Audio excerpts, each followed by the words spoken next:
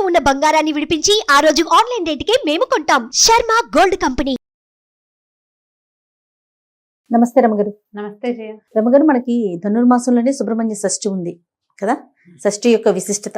సుబ్రహ్మణ్య షష్ఠి అంటే సుబ్రహ్మణ్యేశ్వర ఆరాధన చేసుకునే రోజు. ఇది వరకటి కంటే సుబ్బారాయుడు షష్ఠి అంటారు. సుబ్రహ్మణ్య షష్ఠిని సుబ్బారాయుడు షష్ఠి. తమిళియన్స్ ఎక్కువ చేస్తారని కనిపిస్తుంది. స్కంద షష్ఠి అంటారు. మన వైపు సుబ్రహ్మణ్య షష్ఠిగా చెప్తాం. కంద అని రాస్తారు కానీ కంద కాదు, అది స్కంద షష్ఠి. అయితే ఈ నాగుల చవితి నాడు ఆచరించలేని వాళ్ళు స్కంద షష్ఠి నాడు చేసుకోవటం ఒక పద్ధతి. స్కంద షష్ఠే చేసుకోవచ్చు మనం. స్కంద ఆరాధన సంతానప్రదం. రెండోది, కుమారస్వామి శుద్ధ జ్ఞాన స్వరూపుడు. సుబ్రహ్మణ్యుడు జ్ఞానస్వరూపుడు.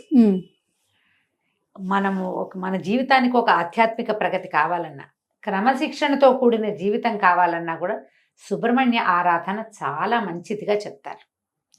ఈ సుబ్రహ్మణ్యం అంటే మనం సర్పం కదా, అవునండి, మనకు తెలుసు అది. అయితే ఈ సర్పం, మానవ దేహంలో సర్పం ఉంటుంది. అది ఎక్కడుంది? కుండలిని స్వరూపంలో ఉంటుంది. ప్రతి మానవుడికి మనకి అవయవాలు కనపడతాయి.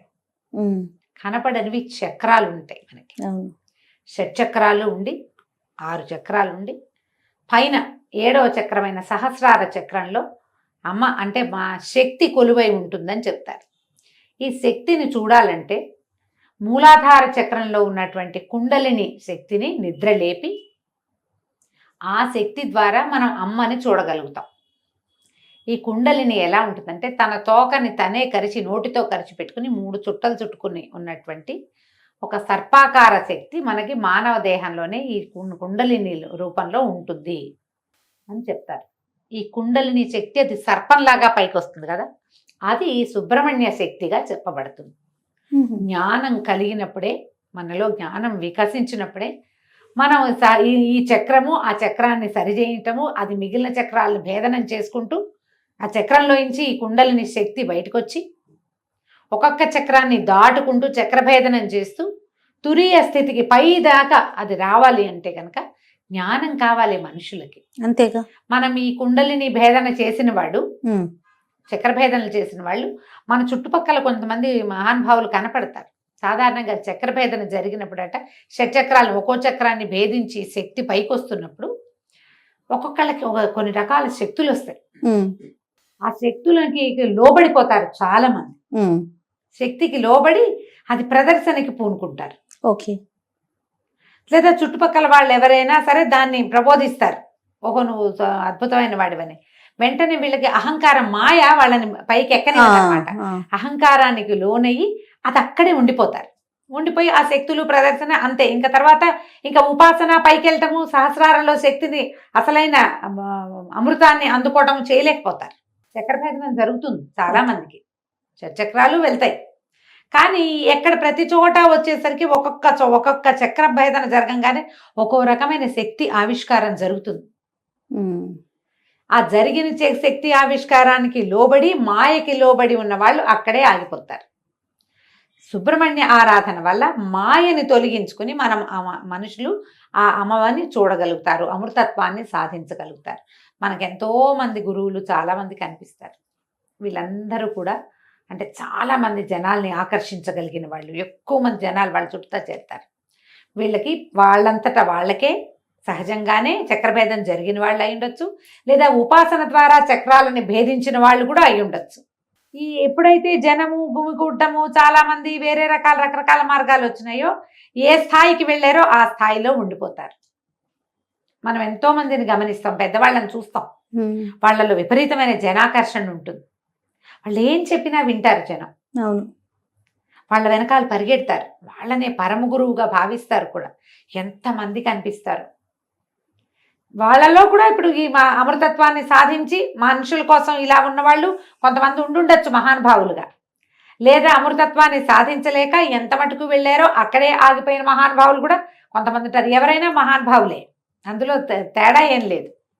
కాకపోతే వాళ్ళు ఎంతవరకు వెళ్ళారు, ఇంకా ఎంత వెళ్ళాలి అనే జ్ఞానాన్ని సుబ్రహ్మణ్యుడు ప్రసాదిస్తాడని చెప్తారు. మనం ఇప్పుడు మామూలు మనలాంటి వాళ్ళకి ఏం తెలిసాయా, ఇవన్నీ విని తెలుసుకుని చదువుకుని అంతే. ఈ చక్రము భేదించడం అంటే ఏమిటో సాధారణ మనుషులకు అర్థమే కాదు. అవి నాకు అయిపోయింది అనుకుంటారు. అయిపోయిందంటే అవదది. నాకేమీ కాలేదనుకుంటే అయినట్టు. ఏమీ అవదు, దానికి సమయం పడుతుంది. కానీ ఆధ్యాత్మికమైన ఆలోచనలు, స్పిరిచువాలిటీ వేరు, మనకి డివోషనల్ వేరు కదా, నీకు తెలుసు కదా. అవునండి. భక్తి వేరు, ఇది వేరు. స్పిరిచువల్ థింగ్ అనగానే ఆత్మకి సంబంధించిన జ్ఞానం వేరు, దీన్ని దాటింది. భక్తి అనగానే మన భక్తి ఎక్కడ ఆగిపోతుంది? ఈ పువ్వులు, పూజ అక్కడే ప్రసాదాలు ఇక్కడే ఆగుతుంది. దాన్ని దాటి ముందుకెళ్తాం అనేది సుబ్రహ్మణ్య ఆరాధన వల్ల మనకి లభిస్తుంది. ఈ సుబ్రహ్మణ్య ఆరాధన కూడా ఏదో శ్రోత్రియంగా ఏది కనపడుతుందో దాన్ని చేయటం కాకుండా ధ్యానము, తదేక దీక్ష, ఇవి చాలా అవసరం. తరచుగా సుబ్రహ్మణ్య దేవాలయాలు దర్శించే వాళ్ళకి ఆత్మజ్ఞానం వైపు దృష్టి వెళ్ళటానికి అవకాశం ఉంది. ఆయన్ని ఆరాధిస్తే మన ఆధ్యాత్మిక ప్రగతి బాగుంటుంది.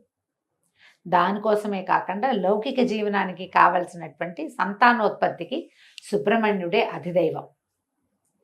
సంతానం కావాలంటే సుబ్రహ్మణ్యుని ఆశ్రయిస్తే సంతానం కలుగుతుంది. జాతకంలో నాగదోషాలు అవి ఉంటే, కుజదోషము, నాగదోషము కనపడుతుంటాయి, వాళ్ళు తప్పకుండా సుబ్రహ్మణ్య ఆరాధన చేయాలని చెప్తారు. సమీపంలో ఉన్న ఎక్కడ నాగనాథులు ఉంటారు, ఎక్కడ నాగప్రతిష్టలున్నా అక్కడ పూజించటం.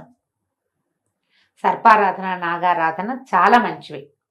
సుబ్రహ్మణ్య స్తోత్రాలు కూడా కొన్ని అద్భుతమైన స్తోత్రాలు ఉన్నాయి.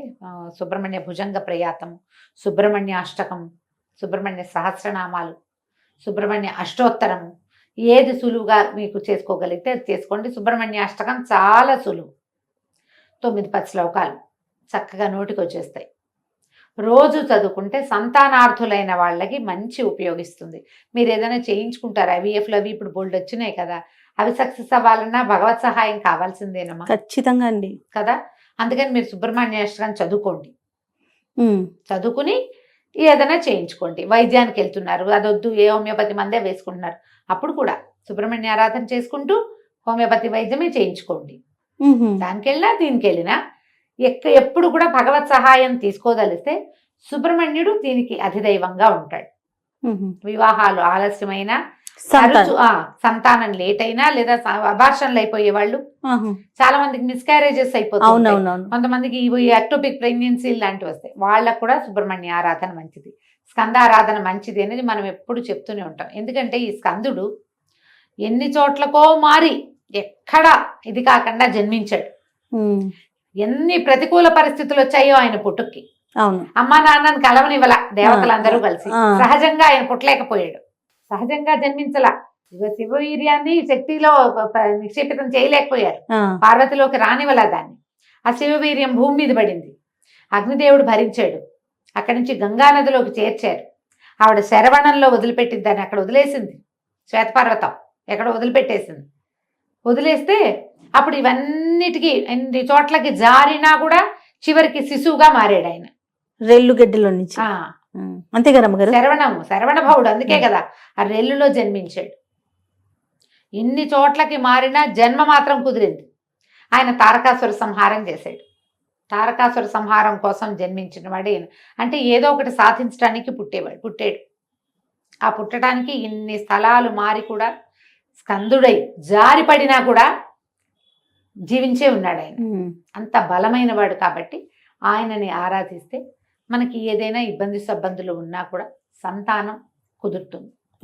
అవకాశం ఉన్న వాళ్ళు సుబ్రహ్మణ్య ఆరాధన చేసుకోండి. ఈ సుబ్రహ్మణ్య షష్ఠిని సుసంపన్నం చేసుకోండి. ఒకవేళ చవితి నాడు చేస్తే ఇది చేయకూడదని కాదు, చేసినా షష్ఠి పూజ చాలా మంచిది. దీనికి సులువుగా చేసుకునే విధానం ఏంటి, ఇంట్లో మీరు సుబ్రహ్మణ్యుడు వచ్చిన బాలసుబ్రహ్మణ్యం పటాలు దొరుకుతాయి, చక్కగా చిన్న మొహంతో పిల్లవాడు కూర్చున్నట్టుగా కనపడుతుంది, ఓ నెమలి సర్పము కనపడుతుంటాయి, వేలాయుధం కనపడుతుంది, ఫోటోలు కనిపిస్తాయి. బాలమురుగన్ని తెచ్చి ఇంట్లో పెట్టుకోండి అమ్మా. తెల్లటి పువ్వులతో అర్చన చేసుకోండి. 108 నామాలు చదువుకోవచ్చు. తెల్లటి పువ్వుల దండ గుచ్చి వెయ్యండి. తర్వాత చలిమిడి, చిమ్మిరి లాంటివి నివేదన చేయండి. పాలు పోయచ్చు. చిన్న వెండి పడగ తెచ్చుకుని ఆ పడగను పెట్టుకుని నామాలు చదువుతూ పడగకి పాలు పోయండి. ఎక్కడైనా పుట్ట ఉంటే దగ్గరలో పుట్టలో పాలు పోసరండి. నాగప్రతిష్టలు దేవాలయాల్లో రావి చెట్టు కింద కనపడతాయి, అక్కడ కాసిన పాలు పోసేయకండి, పోయండి కాసిని. చిన్న అంత వెండి గిన్నెడు వెండి గ్లాసెడు పాలు చాలు. ఉద్ధరణతో పోస్తే ఒక 11 సార్లు 11 ఉద్ధరణలు, అంతకంటే అవసరం లేదు. పుట్టలో పోస్తే 3 ఉద్ధరణల పాలే పోయమని చెప్తారు, అంతకంటే అక్కర్లా. ఆవు పాలు పోయండి, అవి శ్రేష్టం. మీకు అవకాశం ఉంటే చిమ్మిరి చలిమిడి చేసుకోండి. పగలు తరిగినవి తినద్దు, రాత్రిపూట అన్నం తినకూడదు, ఉపవాసం చేయాల్సిందే. పగలు భోజనం చేసి రాత్రికి ఉపవాసం చేయొచ్చు. కొన్ని చోట్లయితే మొత్తం 2 పూట్ల చిమ్మిరి చలిమిడి తినే ఉంటారు. మీ ప్రాంతాల వారీగా ఏం చేస్తారో అది చేయండి. మీ ప్రాంతాల్లో ఏ పద్ధతులు లేకపోతే నేను చెప్పిన సులువైన విధానాన్ని పాటించండి. 2 టమాటాలు చిరిపి పప్పులు వేసుకోండి, ఒక టమాటా చారు పెట్టుకోండి, పగలు భోజనం అయిపోతుంది. క్యాలీఫ్లవర్ లాంటివి ఇట్లా తుంపితే కూర అయిపోతుంది. అవునవును. చాకులతో కొయ్యొద్దు అని చెప్తారు. మరి ఎందుకు చెప్తారో తెలీదమ్మా. నేను మా పుట్టింట్లో అత్తారింట్లో కూడా అదే విధానం, నాకున్న విధానాన్ని నేను మీకు చెప్తున్నాను. అంటే మీకు ఏదైనా విధానం ఉంటే అవి పాటించండి. కుటుంబ విధానం ఉంటే పాటించడమే. మీకేమీ లేదు మీరు చేయాలని భావిస్తూ కనుక ఇలా చేసుకోవచ్చు. రాత్రికి ఆ చిమ్మిరి చలివిడి తినండి. ఏదైనా ఒక పండో ఫలమో, అరటిపళ్ళు మంచిదమ్మా. ఈ కోసుకునే పళ్ళు అవి తినకండి. చాకు ముట్టుకోవద్దు, అదే రూల్. కొయ్యొద్దు, కత్తిపి చాక కాకపోతే కత్తిపిటితో కొయ్యచ్చా అని అడగండి. తరిగేవి కోసేవి పనికిరావు.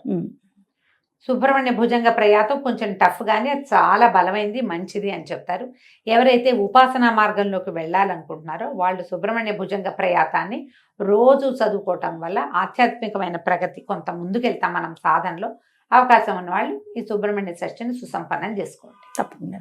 నమస్తే. నమస్తే.